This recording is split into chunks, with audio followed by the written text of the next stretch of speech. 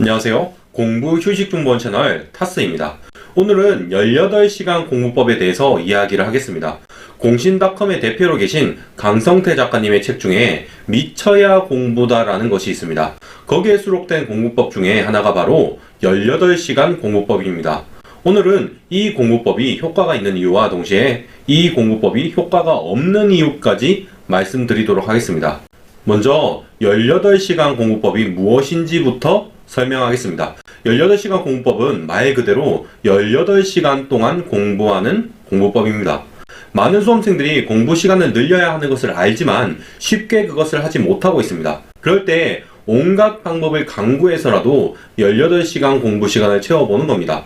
물론 18시간 내내 집중할 수는 없습니다. 하지만 어떻게든 18시간을 채우면 자부심을 느낄 수 있고 앞으로 공부 시간을 채우는데 훨씬 더 수월해집니다. 그렇게 공부 시간이 늘어나는 겁니다. 이 공부법이 효과가 있는 이유부터 말씀드리겠습니다. 우선 성공 경험입니다. 성공 경험이라는 것은 생각보다 중요합니다.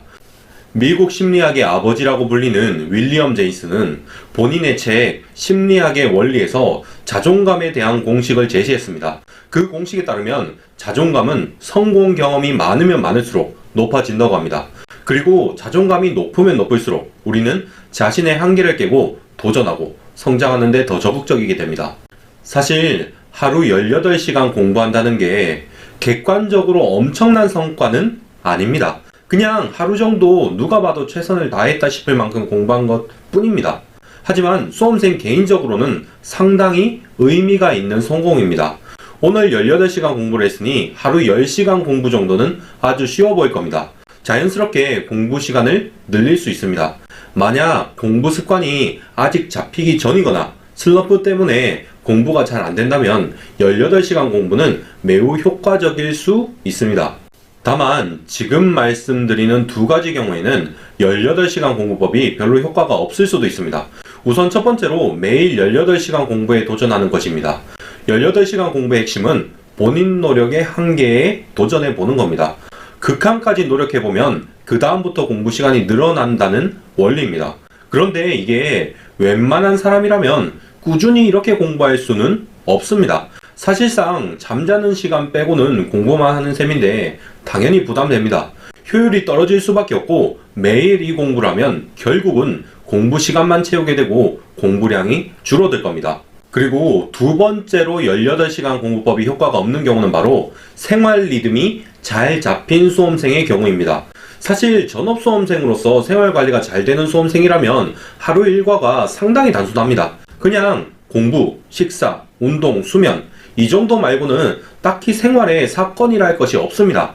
이런 수험생이시라면 공부 시간이 곧 공부량이라고 보기는 힘듭니다. 이미 시간이야 충분히 채우고 있으니까 이제는 똑같은 시간에 대해서 효율을 더 따져야 하는 시기입니다. 실제로 이윤규 변호사님의 나는 합격하는 공부만 한다라는 책을 보면 본인은 공부 시간 측정보다는 성취도 평가만 했다는 내용이 나옵니다.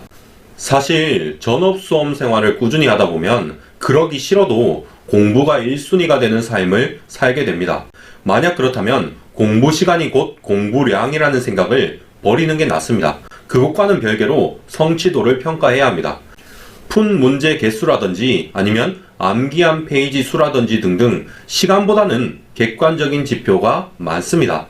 공부 시간이라는 것은 사실 처음 공부를 하는 사람이라도 누구나 성공의 맛을 볼 수 있는 목표입니다. 하지만 시작 시기만 좀 지나면 사실 그것만 가지고 공부량을 측정해서는 안 됩니다. 그러니까 어느 정도 생활 리듬이 잡힌 전업 수험생이시라면 18시간 공부법은 그렇게 큰 의미가 있지는 않을 것 같습니다.